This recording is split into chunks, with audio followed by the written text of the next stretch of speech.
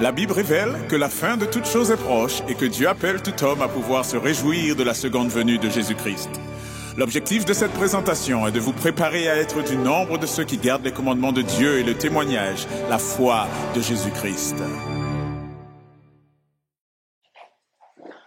Combien de personnes ici croient que la Bible est la parole de Dieu?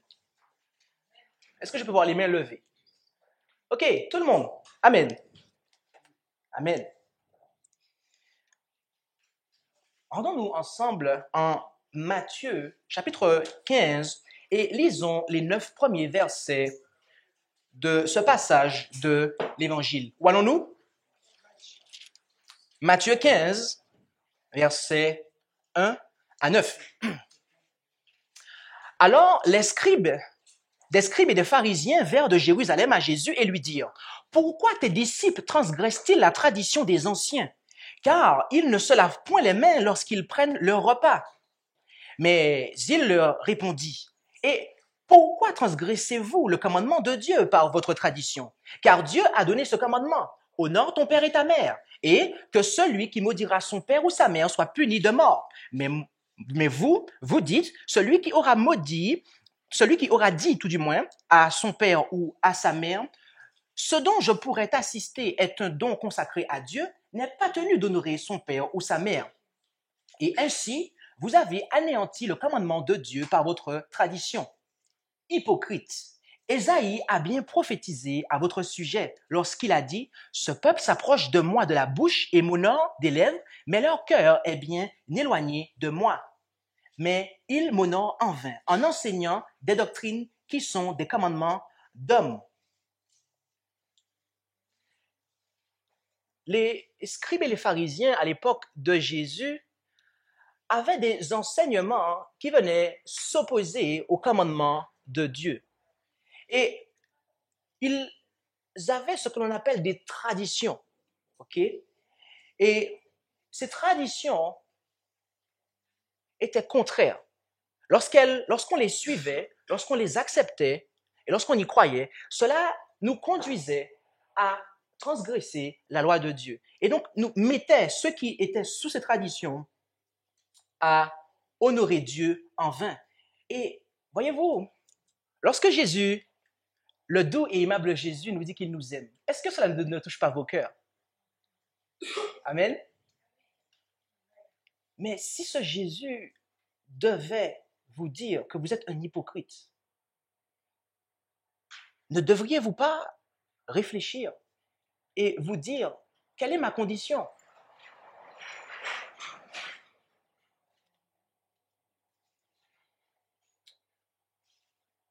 Qui sont aujourd'hui, est-ce que nous avons des exemples aujourd'hui de cette situation-là? À savoir que nous avons des enseignements, des traditions qui sont établis et qui, lorsque nous les acceptons, eh bien, nous mettent en opposition avec la parole de Dieu. Vous savez, en 321 après Jésus-Christ, le repos du sabbat fut transféré au dimanche par Constantin. Et dans un ouvrage intitulé A Doctrinal Catechism à la page 174, les autorités de l'Église de Rome ont déclaré, et c'est un ouvrage de questions-réponses, alors la question est: avez-vous une autre manière de prouver que l'Église, et là on fait allusion à l'Église de Rome, a le pouvoir d'instituer des festivités ou des préceptes?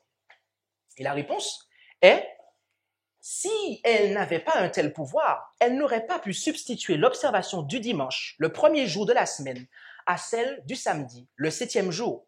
Un changement pour lequel il n'existe aucune autorité scripturaire.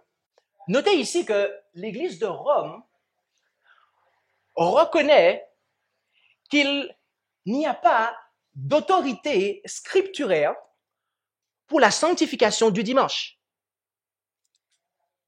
Les adventistes du 7e jour n'ont pas décrété cela, que le sabbat avait bien lieu le samedi, du vendredi coucher du soleil au samedi coucher du soleil. Mais la Bible le déclare. Et les autorités de l'Église de Rome le reconnaissent, voyez-vous. Cela est un exemple. Un exemple, eh bien, de tradition, mes amis, que si nous les suivons, eh bien, malheureusement, les paroles de Jésus en Matthieu 15, versets 1 à 9 sont pour nous. Hypocrites. Ésaïe a bien prophétisé à votre sujet lorsqu'il a dit « Ce peuple s'approche de moi de la bouche et mon nom des lèvres, mais leur cœur est bien éloigné de moi. Ils m'honorent en enseignant des doctrines qui sont des commandements d'hommes. » Mais ce n'est pas tout, mes amis. En 325 après Jésus-Christ, la coégalité et la coéternité du Père et du Fils furent établies lors du concile de Nicée, lequel concile fut présidé par Constantin, qui était devenu un observateur du dimanche. Et en 380 après Jésus-Christ, l'Église de Rome a élevé le Saint-Esprit au statut de personne coégale et coéternelle avec le Père et le Fils lors du concile de Constantinople. Et à propos du résultat de ces conciles, une autorité catholique a déclaré dans un journal américain qui s'intitule Life, et dans ce journal, en fait, on parle de choses diverses et variées. Et il y a différentes autorités. Des fois, des autorités catholiques font des déclarations, des fois des autorités même civiles. En fait, c'est un journal qui déclare ou qui regroupe beaucoup d'informations concernant ce qui se passe par ici et par là. Et dans ce magazine, en fait, Life Magazine, le 30 octobre de l'année 1950, les autorités catholiques des États-Unis ont déclaré « Nos opposants affirment parfois qu'aucune croyance ne devrait être un dogme si elle n'est pas explicitement formulée dans l'Écriture. » Lorsqu'il dit ici les opposants, ce sont les protestants. D'accord? Qu'en tant que chrétiens, vos croyances doivent provenir des Écritures. Mais les églises protestantes ont elles-mêmes accepté de tels dogmes, comme la Trinité, pour laquelle il n'y a pas d'autorité précise dans les évangiles. Qu'est-ce que déclare l'autorité catholique ici? Qu'il n'y a pas d'autorité précise dans les évangiles pour soutenir le dogme de la Trinité. Quand j'ai commencé ma présentation, je vous ai posé la question, est-ce que vous croyez que la Bible est la parole de Dieu? Mais il y a une question que je ne vous ai pas posée, et c'est la question la plus importante. Est-ce que vous aimez la parole de Dieu, mes amis, au point de prendre en considération ce qu'elle nous dit plutôt de ce que les traditions que les hommes ont établies? En affirmant cela, l'Église de Rome reconnaît que le fondement de son enseignement ne se trouve pas dans la Bible. Dans l'ouvrage Handbook for Today's Catholic à la page 12, et en fait c'est le manuel pour les catholiques d'aujourd'hui, si je traduis le titre, eh bien, les autorités de l'Église de Rome ont déclaré le mystère de la Trinité est la doctrine centrale de la foi catholique sur laquelle se fondent toutes les autres doctrines de l'Église. D'accord? Arrêtons-nous ici un instant. Rappelez-vous tout à l'heure que les autorités de l'Église de Rome ont déclaré qu'il n'y avait pas de fondement scripturaire pour cette doctrine. Et là, ils reconnaissent que cette doctrine dogmatique est en fait, et sans fondement scripturaire, est le fondement de toutes les autres doctrines de l'Église. Ok, continuons. L'Église étudia ce mystère avec un soin particulier. Et après 4 siècles de clarification, Jésus-Christ décida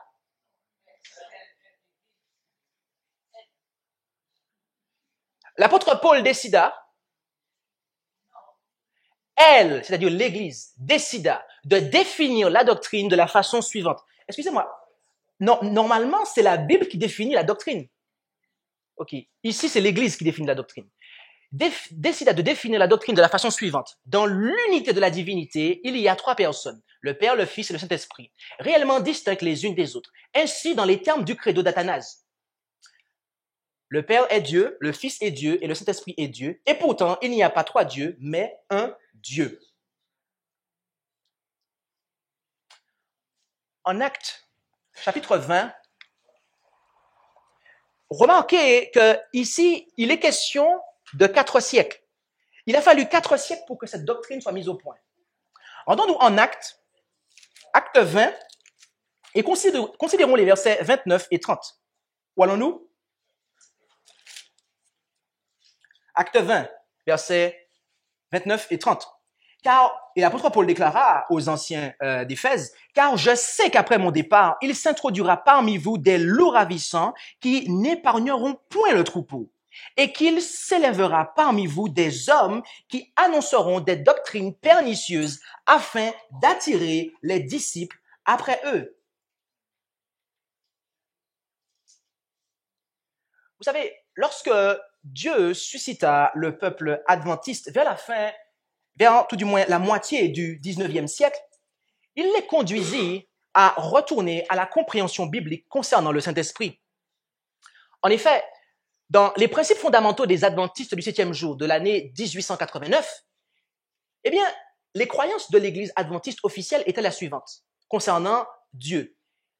Qu'il n'y a un seul Dieu, un être personnel, spirituel, le créateur de toutes choses, omniprésent, omniscient et éternel, infini en sagesse, en sainteté, en justice, en bonté, en vérité et en miséricorde, immuable et partout présent par son représentant, le Saint-Esprit. Et on cite le psaume 139, verset 7. Mais, voyez-vous, la croyance fondamentale numéro 2 de la dénomination des adventistes du 7e jour aujourd'hui fait étrangement écho au concile de Constantinople. En effet, j'ai mis le lien pour vous, mais vous pouvez le consulter dans n'importe quel ouvrage officiel adventiste que vous trouvez dans les librairies de la dénomination, la Trinité. Il y a un seul Dieu, 2 points. Père, Fils et Saint-Esprit. Unité de 3 personnes co-éternelles. Voilà quelle est la croyance, la position de l'Église officielle, l'Église adventiste, aujourd'hui. Nous sommes passés de cela à cela. Et cela, voyez-vous, l'Église de Rome déclare qu'il n'y a pas de fondement scripturaire pour cela.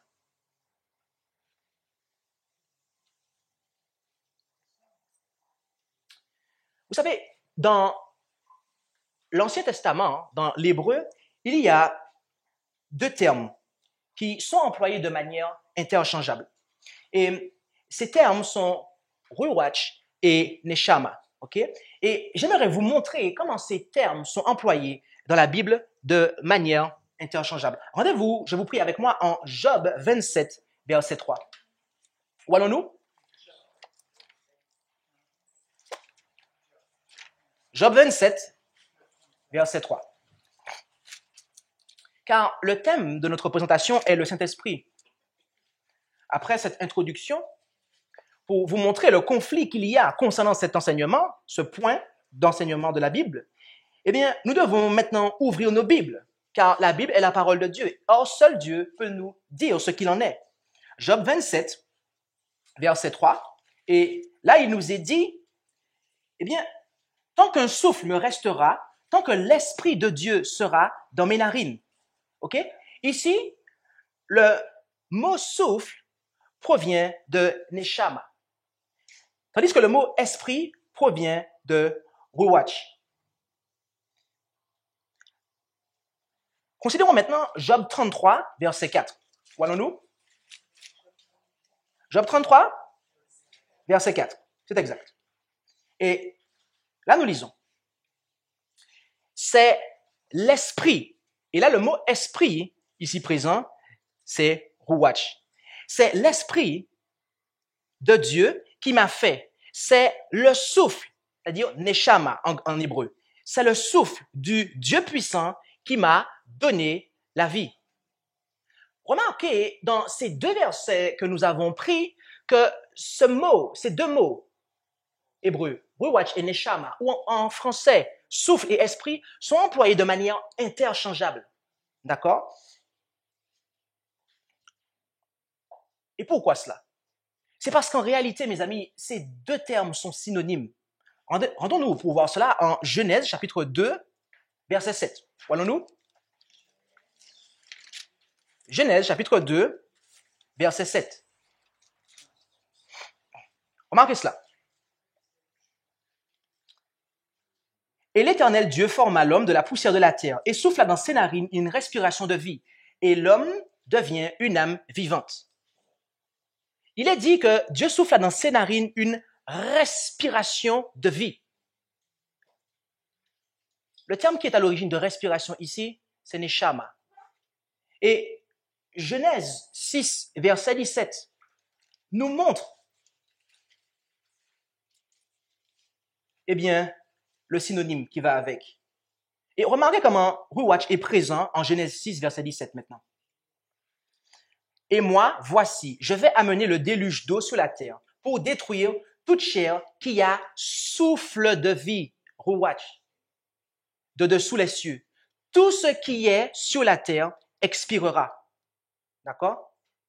Donc, nous voyons bien ici que ces termes sont employés de manière interchangeable. Donc, dans la Bible, esprit peut être équivalent à souffle, n'est-ce pas? C'est ce que nous avons vu, ok? Maintenant, après avoir considéré ce que nous voyons dans l'Ancien Testament, dans l'Hébreu, j'aimerais vous montrer quelque chose dans le Nouveau Testament, dans le grec. Et le terme équivalent à Ruach, c'est le mot pneuma, en fait. Et ces termes, voyez-vous, pneuma et Ruach sont employés de manière très similaire. Et notez par exemple ce que nous lisons en Romains chapitre 11, verset 34. Et en Romains chapitre 11, verset 34, l'apôtre Paul cite l'Ancien Testament ou Ésaïe, il cite très précisément Ésaïe 40, verset 13. Notez-le. Il cite Ésaïe 40, verset 13. Et en Ésaïe 40, verset 13, c'est Ruach qui est présent. Mais l'apôtre Paul va employer un terme grec que je vous ai déjà mentionné, qui est en fait pneuma.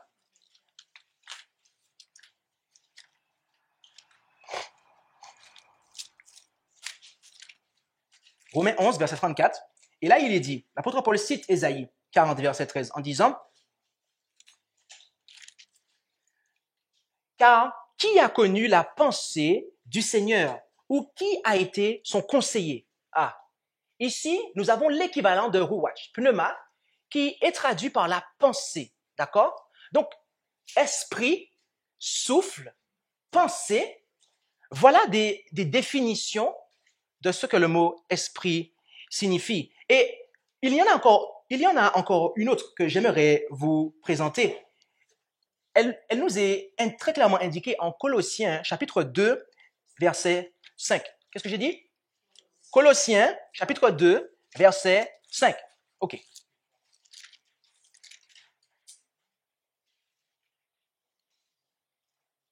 Remarquez. Car si je suis absent de corps, je suis pourtant avec vous en esprit, pneuma. OK? Me réjouissant de voir parmi vous le bon ordre et la fermeté de votre foi en Christ. L'apôtre Paul disait qu'il était avec eux en esprit. D'accord? Donc, il s'agit là ici, en fait, de sa personne intérieure, en fait. OK? Lorsque, vous savez, dans la Bible, dans les psaumes, il nous est dit que les enfants d'Israël ont irrité l'esprit de Moïse. N'est-ce pas? Lorsque le texte vous dit qu'ils ont irrité l'esprit de Moïse, qui est-ce qu'ils ont irrité, les enfants d'Israël? C'est Moïse lui-même. D'accord. Maintenant, en Daniel chapitre 2, nous connaissons le roi Nebuchadnezzar. Et il nous est dit qu'il a eu des songes durant la nuit. Et le texte nous précise, et vérifiez-le chez vous, le texte nous dit que son esprit, il lui dit, moi Nebuchadnezzar, mon esprit fut troublé. Lorsqu'il dit que mon esprit fut troublé, qui est-ce qui était troublé? Nebuchadnezzar. Donc c'est sa pensée en fait, c'est lui-même, c'est son être intérieur en fait. D'accord? Ce n'est pas quelqu'un d'autre. Lorsqu'on parle de l'esprit de Nebuchadnezzar, on ne fait pas allusion aux frères jumeaux de Nebuchadnezzar. Lorsque les enfants d'Israël ont hérité l'esprit de Moïse, ils n'étaient pas en train d'hériter Aaron son frère, n'est-ce pas? D'accord. L'esprit, mes amis, c'est le souffle, la pensée, la personne intérieure de Dieu. Et voyez-vous, nous avons des textes qui nous indiquent de manière très claire que l'esprit, c'est également la parole. Remarquez avec moi Jean chapitre 6, verset 63. Où allons-nous? OK. À quelle heure je dois m'arrêter, frère? À 11 heures? 11h05?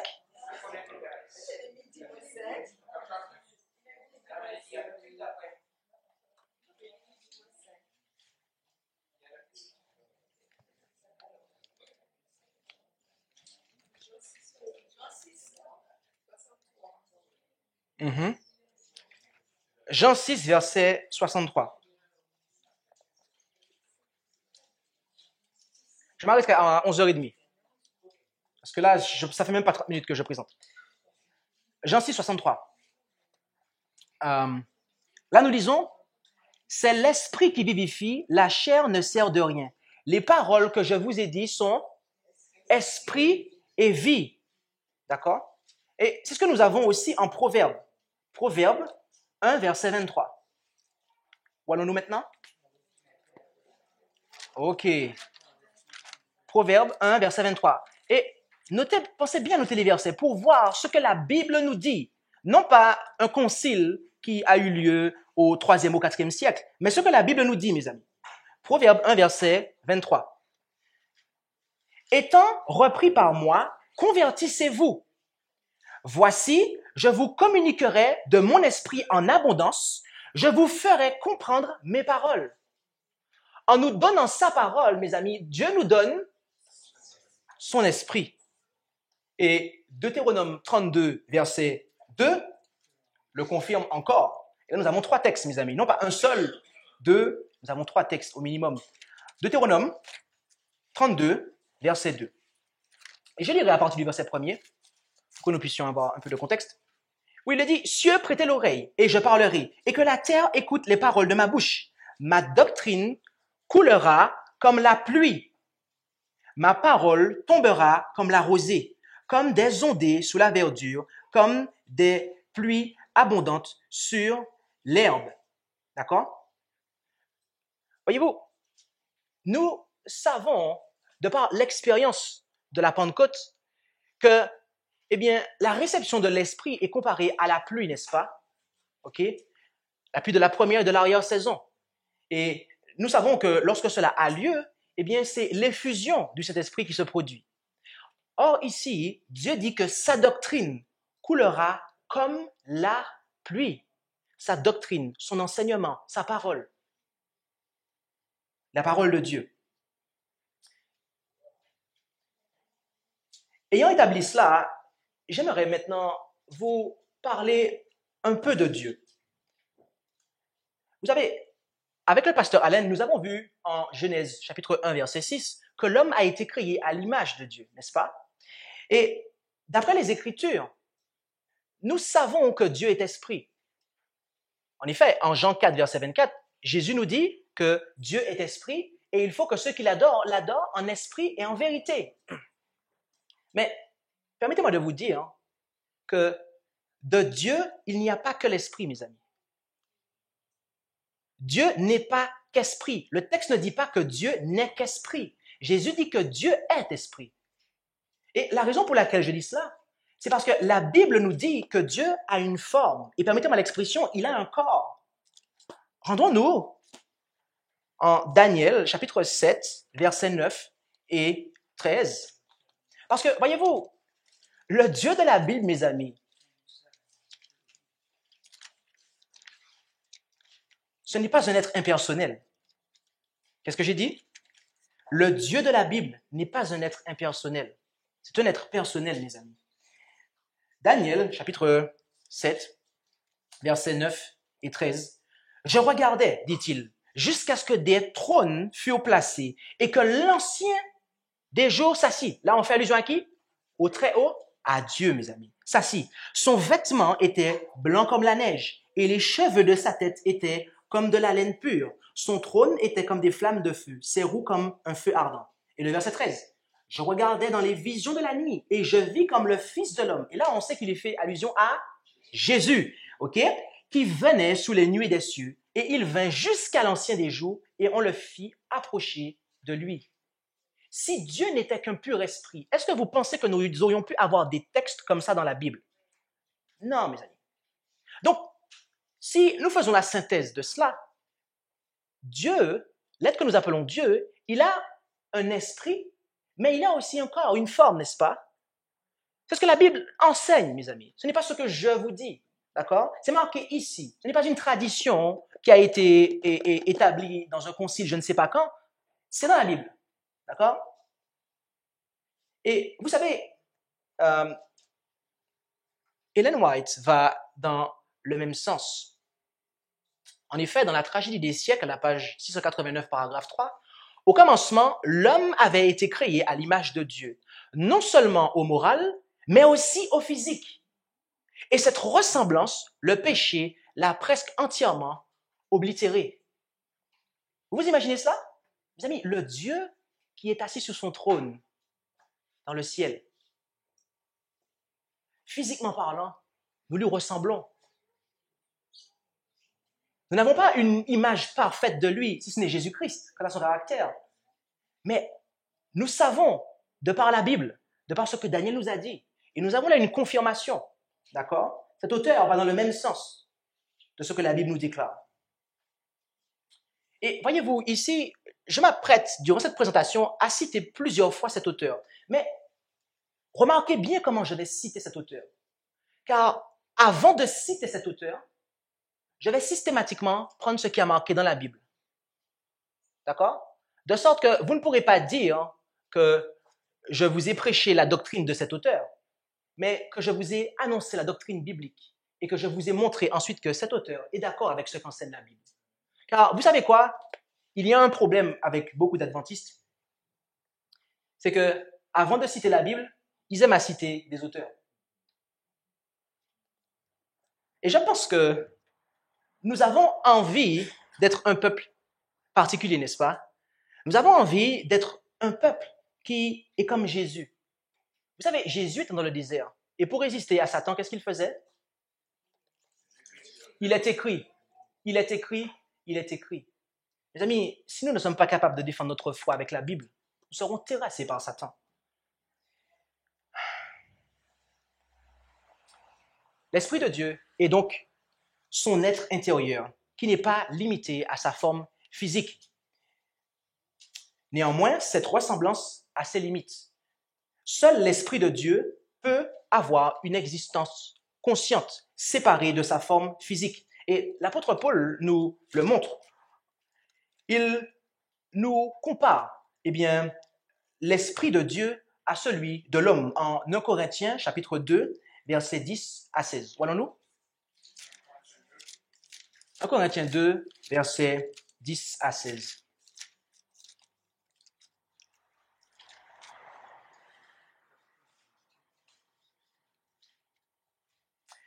Mais Dieu nous les a révélés par son Esprit, car l'Esprit sonde toutes choses, même les profondeurs de Dieu.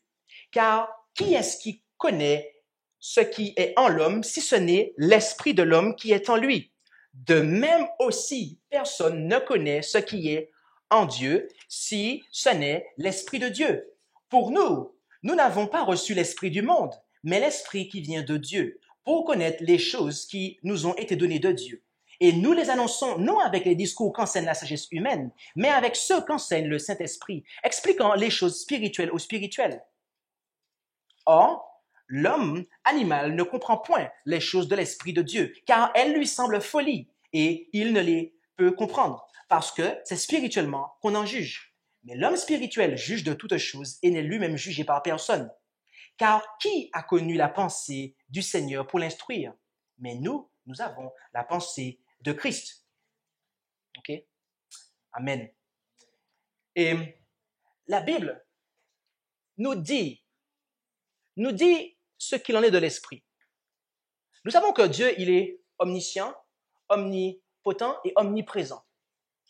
Mais de quelle manière Dieu est omniprésent? C'est-à-dire qu'il est présent, il peut être présent en tout lieu. Et à quel endroit dans la Bible cela nous est indiqué? Le frère Ostelli nous a dit le psaume 139. Amen. Rendons-nous dans le psaume 139 pour voir cela. Psaume 139, versets 7 et 8. Psaume 139, versets 7 et 8. Où David déclare, « Où irai-je Loin de ton bras, c'est ça?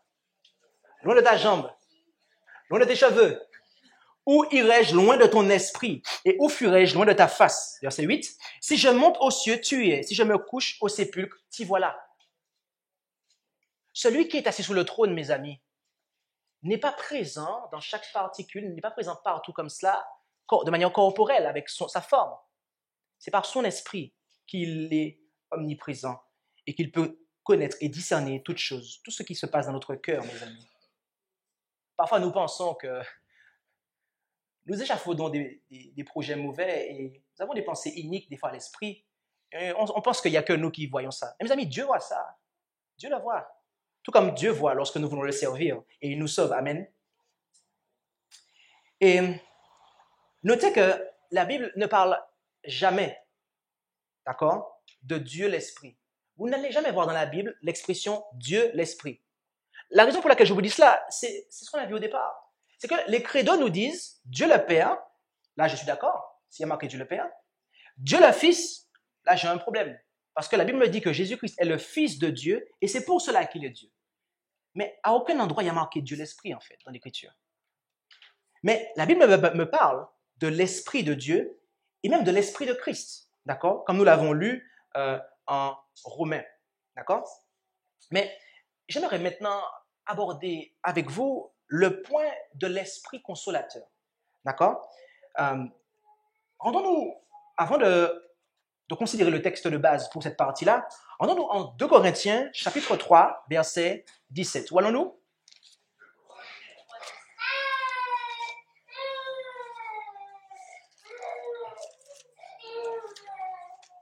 « 2 Corinthiens 3, verset 17. Et lisons là.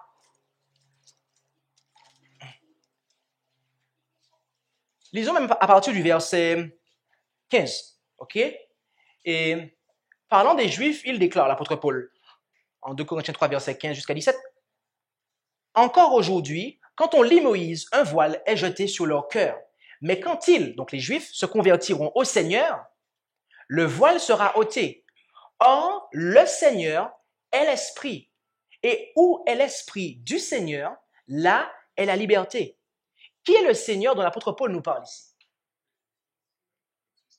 Le Fils de Dieu, de Jésus. Et que dit l'apôtre Paul? Il dit que le Seigneur est l'Esprit. D'accord? Mais l'apôtre Paul ne dit pas cela que ici. Remarquez 1 Corinthiens 15, verset 45. Voyons-nous? 1 Corinthiens 15, verset 45. On a vu que le Seigneur est l'Esprit. Maintenant, remarquons comment l'apôtre Paul a précisé ça aux Corinthiens. 1 Corinthiens 15, verset 45. Suivant qu'il est écrit, le premier homme, Adam, a été fait une âme vivante. Mais le dernier Adam, et qui est ce dernier Adam? C'est Jésus, mes amis. Ce dernier Adam, excusez-moi, est un esprit vivifiant. L'esprit de vie. L'esprit de vie. Qui est l'esprit de vie, mes amis? Pardon? Vous avez peur de le dire? Vous avez peur d'avoir la vie? Vous avez peur de donner aux gens la vie? Moi, je n'ai pas peur, mes amis. L'esprit vivifiant, c'est l'esprit de Jésus-Christ, mon sauveur. Amen. Maintenant, rendons-nous en Jean 14, verset... nous allons considérer le verset 26, où il nous est dit, où il nous est parlé du consolateur. Là, on nous dit que le consolateur, le Saint-Esprit que le Père enverra en mon nom, vous enseignera toutes choses et vous remettra en mémoire toutes celles que je vous ai dites.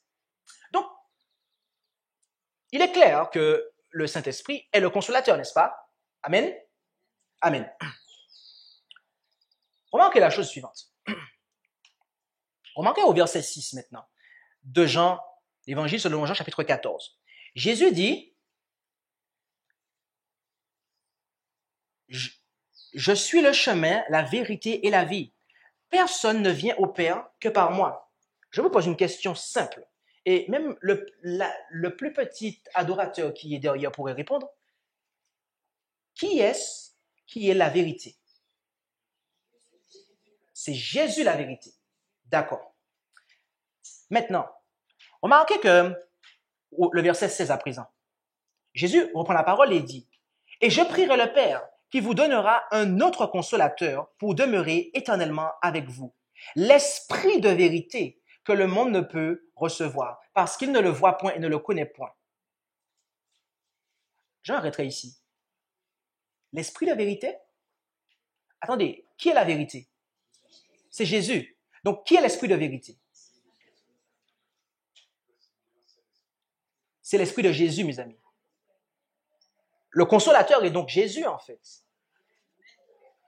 Voyez-vous, pour être capable de consoler et d'aider son peuple, Jésus a dû être rendu semblable en toutes choses à ses frères, d'après ce que nous lisons en Hébreux 2, verset 10.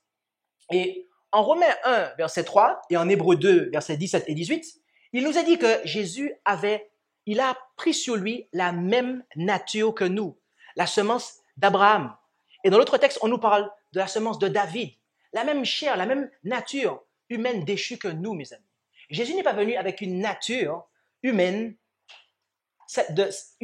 avec la nature humaine que Adam avait avant le péché. Non, mes amis. Il est venu avec la nature humaine que nous avons, vous et moi.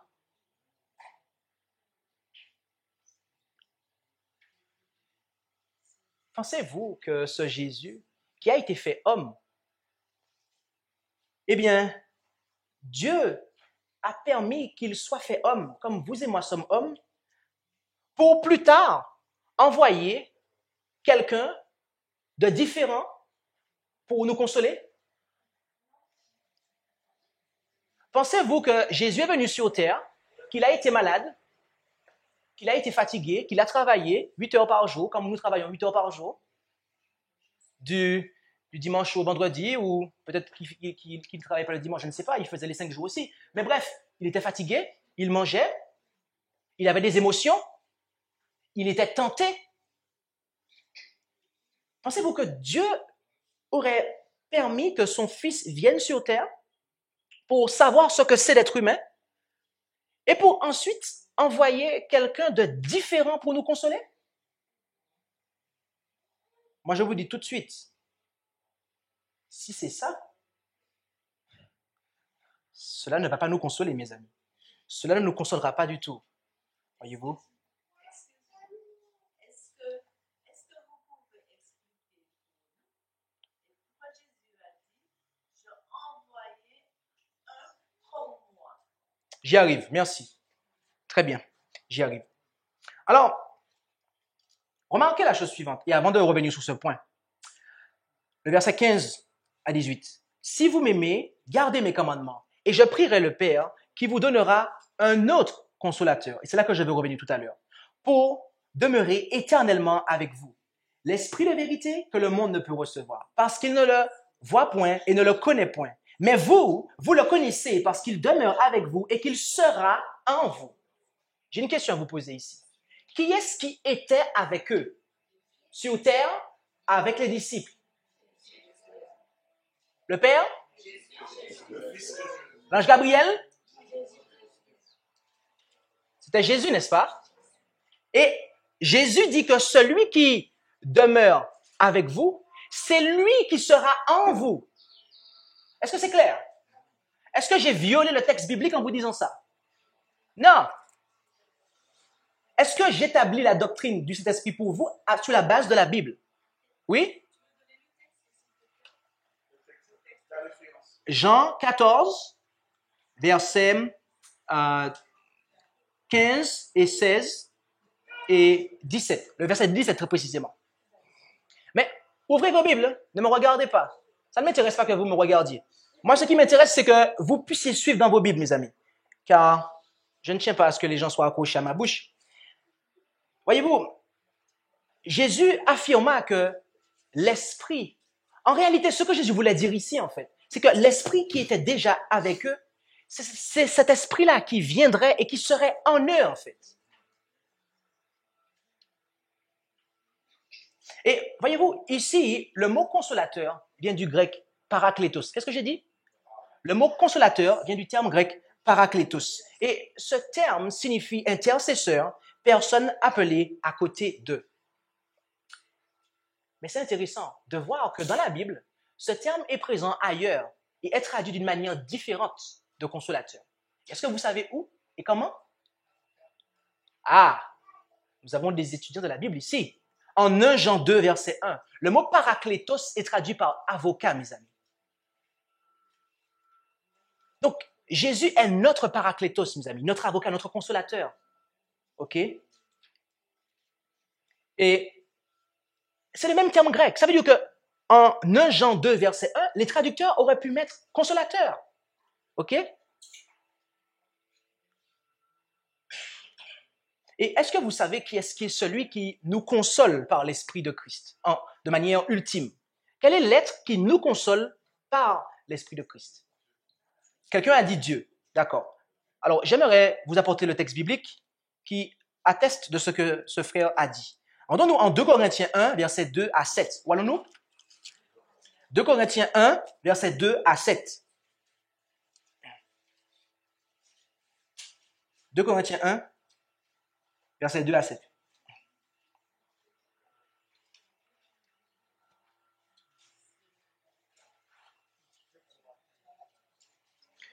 Là, nous lisons, « La grâce et la paix vous soient données de la part de Dieu notre Père et du Seigneur Jésus-Christ. Béni soit Dieu le Père de notre Seigneur Jésus-Christ, le Père des miséricordes et le Dieu de toute consolation, qui nous console dans toutes nos afflictions, afin que, par la consolation dont nous sommes nous-mêmes consolés de Dieu, nous puissions consoler tous ceux qui sont dans quelques afflictions.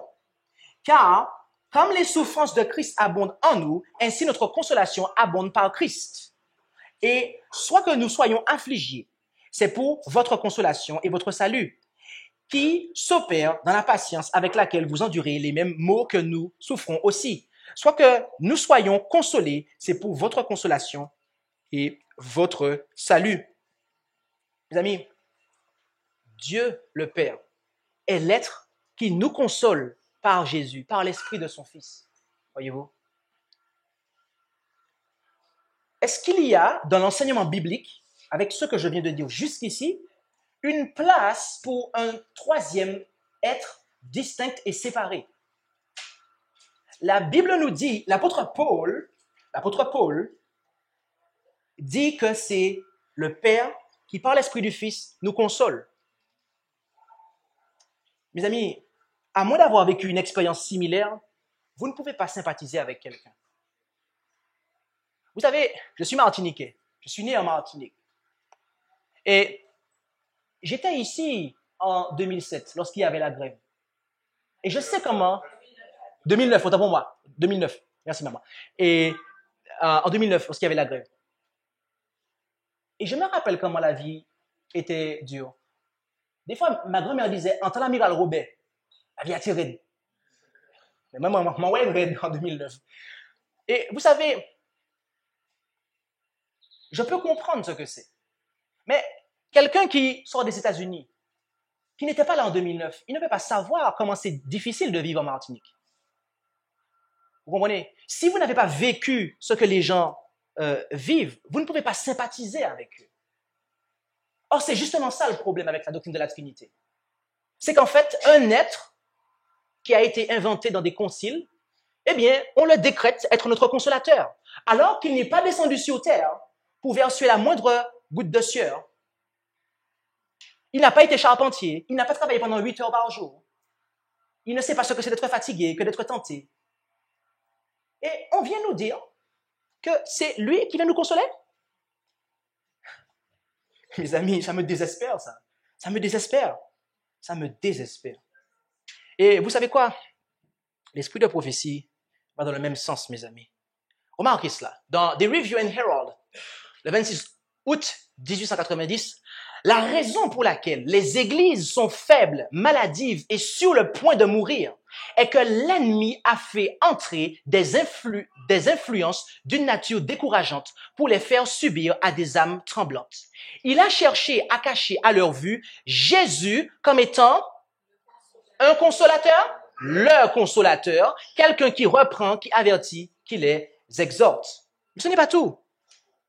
En abondance, d'accord? Manuscrit Pulesis, volume 19, à la page 297 et 98, Alors que par la foi nous regardons à Jésus, notre foi perce l'obscurité et nous adorons Dieu pour son amour merveilleux en donnant Jésus, le consolateur. Et ce n'est pas tout, hein.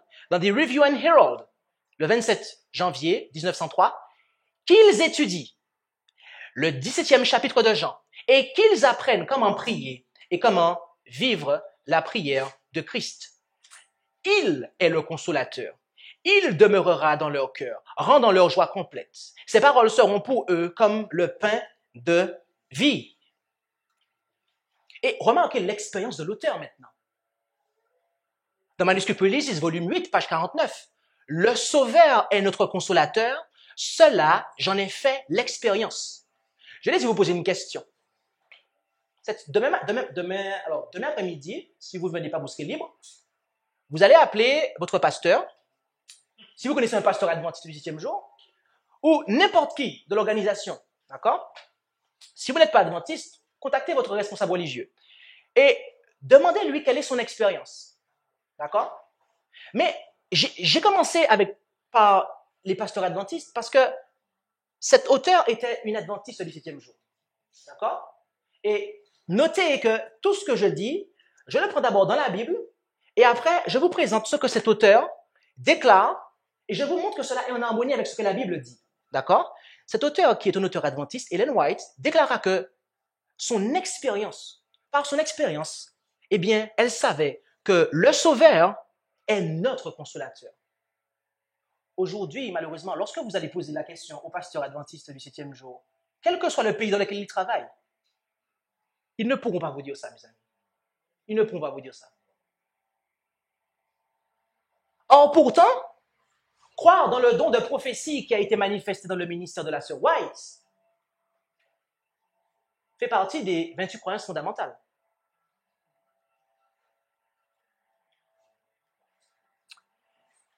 Mais alors, si Jésus est le consolateur, pourquoi nous a-t-il parlé d'un autre consolateur? N'est-ce pas, ma sœur? C'est cela que tu voulais dire? Un autre, voilà. So, can you bring my water for me, please?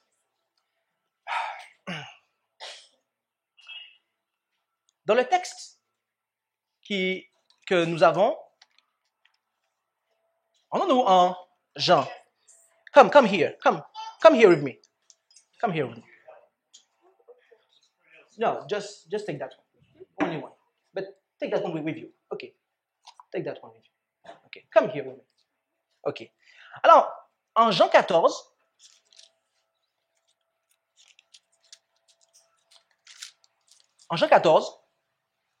et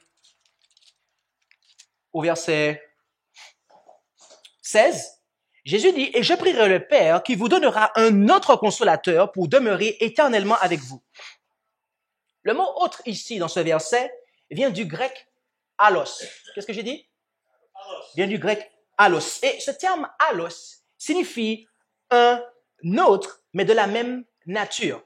D'accord? Ce qui est en opposition avec le terme grec hétéros. D'accord? Qui signifie un autre, mais d'une nature différente. OK? Can you give me a glass of water, please? Je vais lui demander, est-ce qu'elle peut me donner un verre d'eau? Parce que j'ai très soif. Stop, thank you.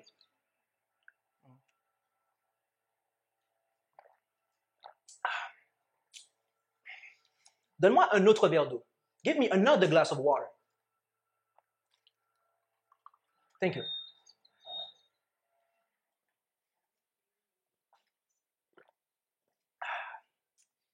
Je lui ai demandé un autre verre d'eau. Mais est-ce qu'elle m'a donné l'eau de la bouteille qui est derrière? Non. Elle m'a donné davantage de la même eau. Eh bien, vous voyez l'illustration. Thank you. Vous voyez l'illustration que nous venons de faire? C'est exactement ce que signifie allos que Jésus a employé ici. C'est-à-dire davantage du même, en fait. Ce n'est pas hétéros. Parce que si j'étais un grec et que je disais « Give me an hétéros », donne-moi un hétéros, elle m'aurait pris l'autre bouteille. Il m'aurait donné une autre différente. Mais là, c'est autre. Nous, notre français, il est faible. Il ne fait pas la distinction entre les deux. Mais le grec est précis. Et dans le grec ici, mes amis, c'est allos. Et c'est davantage du même. Donc, lorsque j'ai demandé à ma sœur un autre verre d'eau, je ne lui ai pas demandé une eau différente. D'accord?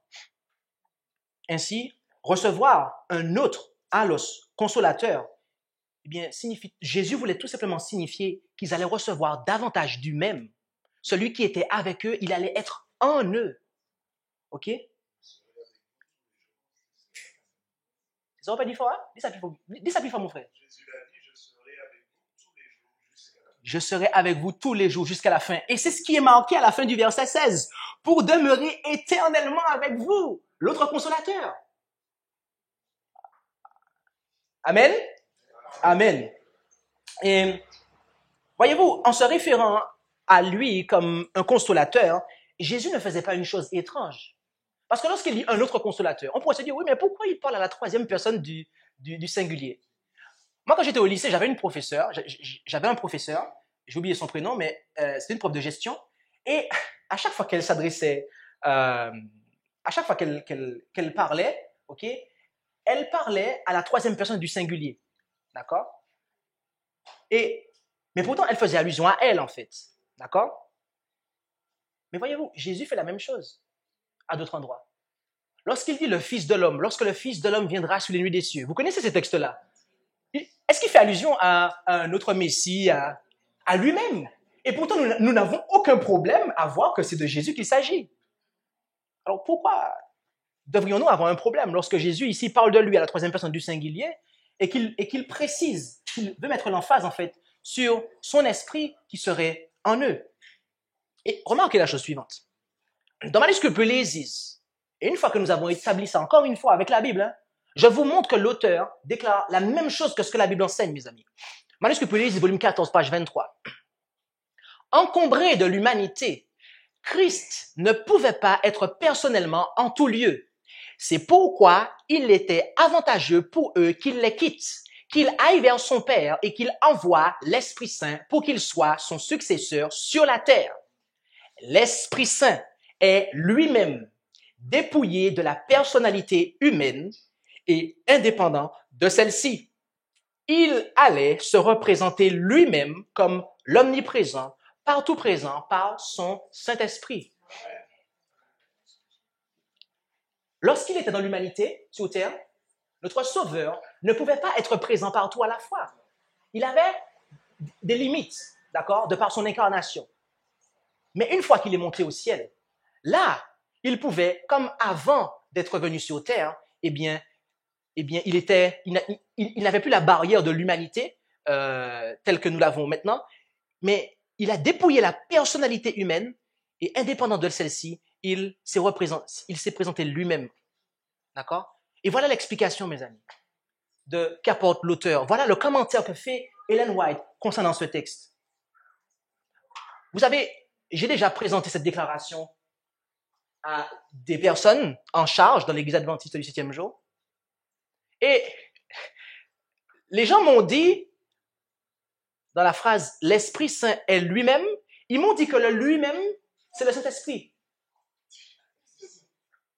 Mes amis, quiconque a étudié le français, ne serait-ce qu'au CM2, est capable de voir que ici, elle dit que Jésus-Christ est le consolateur, mes amis. Dans Manuscrit Pellésis, volume 14, à la page 179, elle dit, « Il n'est pas essentiel pour vous de connaître et d'être capable de définir ce qu'est précisément le Saint-Esprit. Christ nous dit que le Saint-Esprit est le consolateur, et le consolateur est l'Esprit Saint, l'Esprit de vérité que le Père enverra en mon nom. Je prierai le Père et il vous donnera un autre consolateur afin qu'il demeure éternellement avec vous. L'Esprit de vérité que le monde ne peut recevoir parce qu'il ne le voit point et ne le connaît point. Mais vous le connaissez car il demeure avec vous et il sera en vous. » Cela se réfère à l'omniprésence de l'Esprit de Christ, appelé le consolateur. Jésus dit encore, « J'ai encore beaucoup de choses à vous dire, mais vous ne pouvez pas les porter maintenant. Quand le consolateur sera venu, l'Esprit de vérité, il vous conduira dans toute la vérité. » Il est de nombreux mystères, et elle continue, que je ne cherche pas à comprendre ou à expliquer. Ils sont trop élevés pour moi. est trop élevé pour vous. Sur ces points, le silence est d'or. La piété, la dévotion, la sanctification de l'âme, du corps et de l'esprit, c'est là ce qui est essentiel pour nous. La vie éternelle, c'est qu'ils te connaissent, toi le seul vrai Dieu, et celui que tu as envoyé, Jésus-Christ. Vous savez, dans les livres de l'Apocalypse, vous avez les lettres aux 7 églises. Vous avez déjà lu l'Apocalypse ici? D'accord. Et comment se ponctue chacune de ces lettres? Il est dit quoi? Voici ce que l'Esprit dit aux églises. D'accord? Mais c'est qui est identifié au début de chaque lettre? Comme étant l'orateur? C'est Jésus. Et pourtant, il termine en disant, voilà ce que l'Esprit dit aux églises. Que celui qui a des oreilles entende ce que l'Esprit dit aux églises. Que celui qui a des oreilles entende ce que l'Esprit dit aux églises. Etc. 7 fois. Et l'Apocalypse, vous savez ce que ça signifie? C'est la révélation de Jésus-Christ. Nous avons beaucoup de personnes ont peur de ce livre. Et mes amis, c'est la révélation de Jésus-Christ. Ça veut dire que si vous voulez bien connaître Jésus-Christ, vous devez être de bons étudiants de l'Apocalypse, mes amis.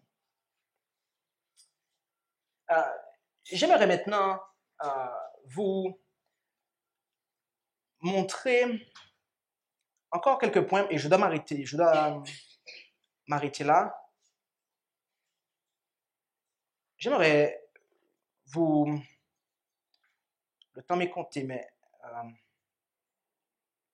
OK. Rendons-nous en Joël, chapitre 2, verset 23. Voyons-nous? Et ici, nous allons lire la prophétie qui annonça ce qui s'est passé lors de la Pentecôte, qui était la pluie de la première saison, mais également, cela annonçait ce qui allait se passer lors de la pluie de l'arrière-saison. Et en Joël 2, verset 23, nous lisons, « Et vous, enfants de Sion, égayez-vous et réjouissez-vous en l'Éternel votre Dieu, car il vous donne la pluie de la première saison dans une juste mesure, et il vous envoie une pluie abondante de la première et de la dernière saison comme autrefois. » Est-ce que vous vous rappelez de ce que nous avons vu en Deutéronome 32, verset 2? Tout à l'heure là-bas, en Deutéronome 32, verset 2, on a lu que « Ma doctrine coulera comme de la pluie », n'est-ce pas? OK. Ici, l'expression « pluie de la première saison » vient de l'hébreu « moreh ». Et ce terme signifie, entre autres, enseignant, enseignement. Et dans une juste mesure, quant à elle, vient de tzedaka, qui signifie justice. Autrement dit, lorsque vous traduisez le verset avec cette signification, vous comprenez que pour recevoir la pluie de la première saison, c'est en fait accepter un enseignant ou un enseignement de justice, mes amis. Un enseignement concernant la justice. Un enseignant concernant la justice. Et quelle justice? La justice du Christ, mes amis. La justice par la foi. Amen. Dans beaucoup d'églises, on a l'impression et beaucoup de gens pensent que recevoir le Saint-Esprit, il y a une puissance comme ça qui tombe sur nous, spontanément, on fait juste une prière et l'Esprit arrive sur nous, boum, et on tombe en transe et il se passe des choses bizarres. Mais mes amis, c'est pas ça, c'est pas ce qui s'est passé, mes amis. C'est pas ce qui s'est passé lors de la Pentecôte et c'est pas ce qui va se passer lors de la pluie de la saison, mes amis.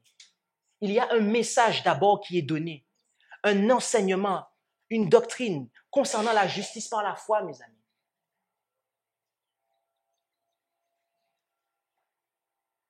Et d'ailleurs, remarquez au passage que lorsqu'ils ont reçu la pluie de la première saison, eh bien, les disciples, il n'y a pas eu de résurrection, ok? Il n'y a pas eu de guérison qui se sont faites. La seule chose qui s'est faite spontanément, c'était qu'ils ont parlé d'autres langues, mes amis. D'accord? Et donc, il nous faut ce message. Et voyez-vous, ce que nous voyons dans la Bible, eh bien, l'auteur va le confirmer également.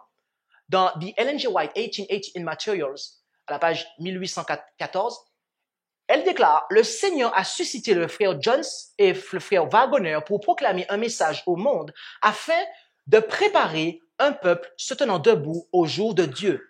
Ici, pour ceux qui ne les connaîtraient pas, ces deux hommes, c'était deux pasteurs de l'Église adventiste et qui ont donné un message concernant la justification par la foi.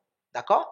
Et concernant ces hommes et leur œuvre, elle déclara, « Le monde souffre d'un besoin de lumière supplémentaire se déversant sur eux par les Écritures.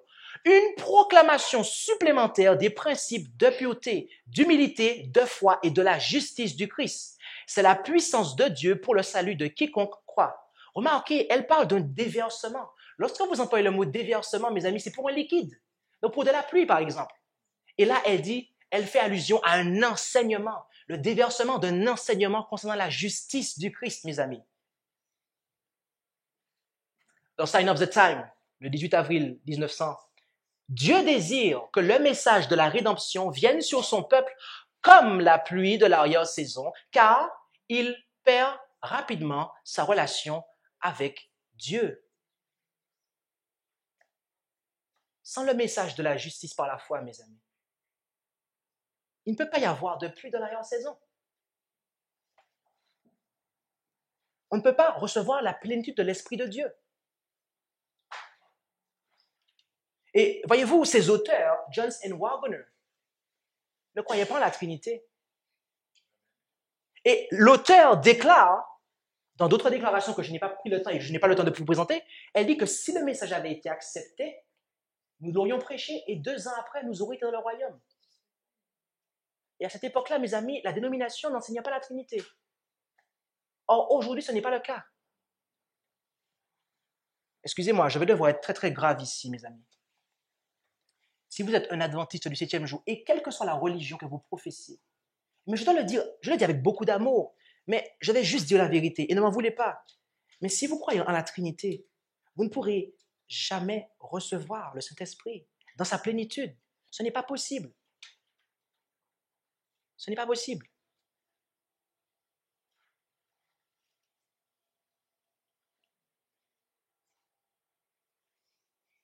Vous savez, vous allez entendre des pasteurs vous dire, parce que vous êtes venus ici, et vous allez l'entendre sous les ondes peut-être, ok, qu'il y a 3 pasteurs qui sont venus ici pour dire que le Saint-Esprit n'existe pas.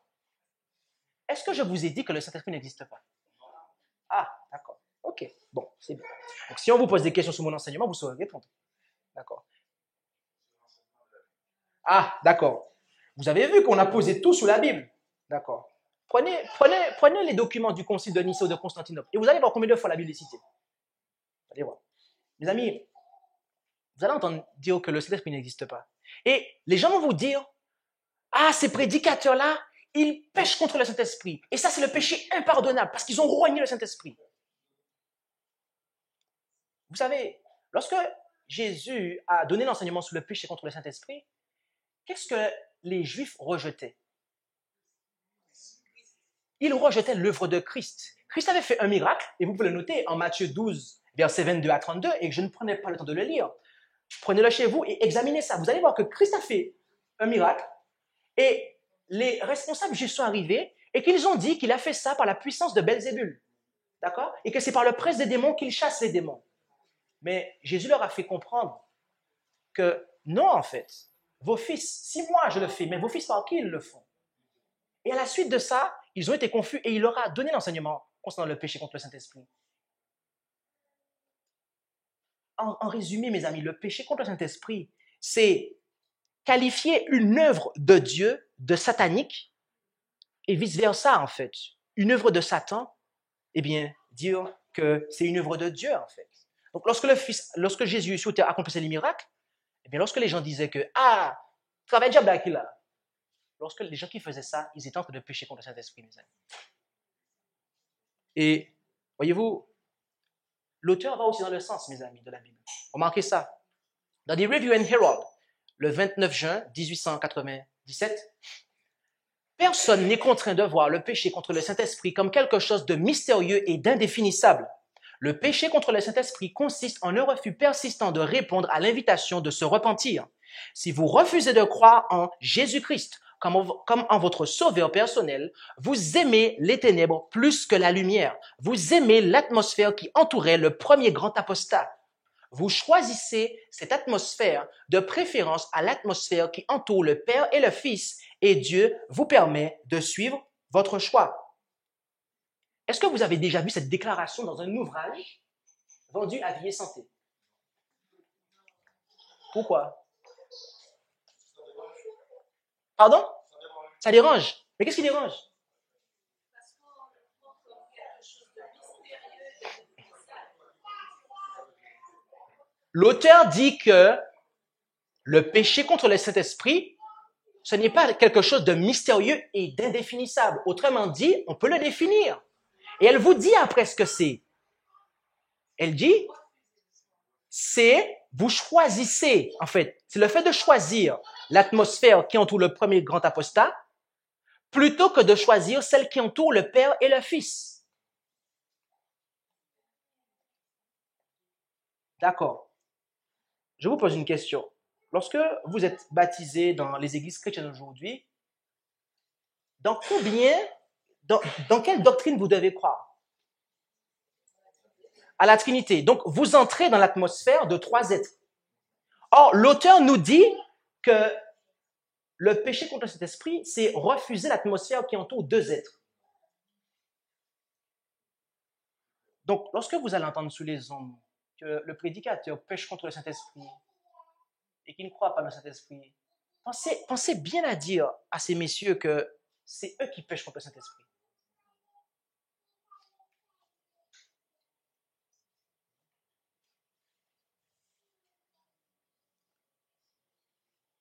Mes amis, en Apocalypse 16, il y a des esprits mauvais qui sortent de la gueule du dragon, de la bête et du faux prophète pour séduire toute la terre.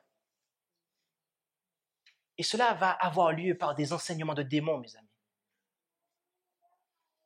Tout comme Dieu désire répandre son esprit par l'enseignement de la justice, le diable aussi répand son esprit par de faux enseignements.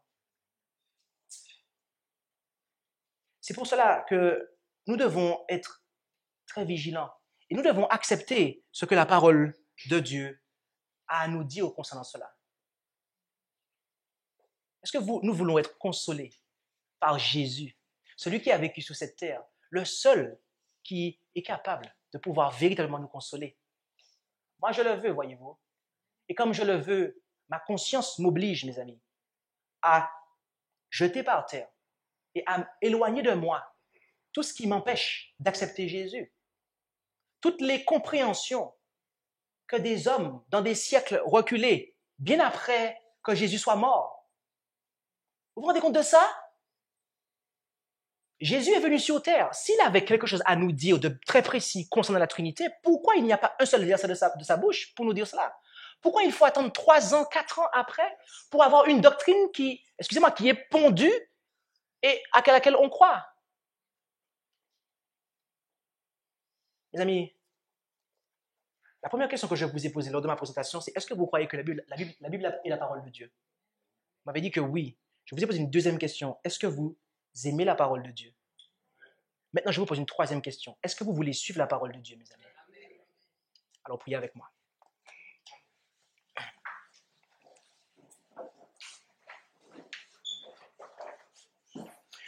Notre Dieu, notre Père, merci pour ta parole qui est une lampe à nos pieds et une lumière sur notre sentier. Merci pour ton Saint-Esprit que tu désires nous accorder afin que nous puissions recevoir la puissance et l'Esprit de Christ. Tu désires que cette pensée soit en nous, laquelle était également en Jésus-Christ.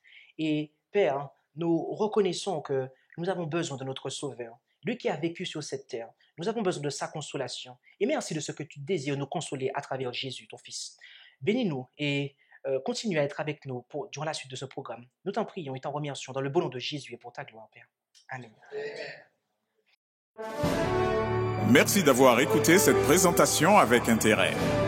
Pour plus d'informations, consultez notre site internet lereste.org et suivez-nous sur Facebook ainsi que sur YouTube à @lereste. Vous pouvez aussi nous contacter par email à info@lereste.org ou par téléphone au +33 6 12 60 13 69.